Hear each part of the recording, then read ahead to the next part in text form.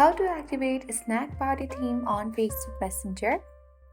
On this video, I'll show you the easy method to activate a snack party theme on Messenger. So make sure to watch the video till the end. Without any further ado, let's get into the video. First of all, open the Facebook Messenger and make sure to log in on your Facebook Messenger account. Once you have done that, open any chat that you want to activate the snack party theme on. Once you open it, tap on their username at the top of the screen.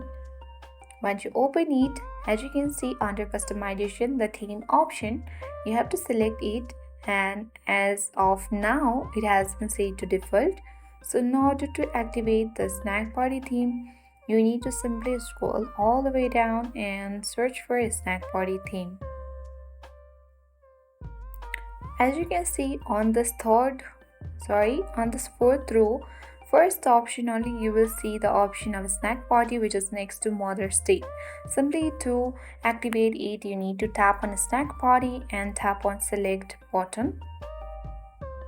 So as you can see that we have successfully changed the chat theme to snack party, and the background has also been changed. So that is how we basically activate a snack party theme on Facebook Messenger. I hope this video was helpful. If it was, then do like, share and comment on this video.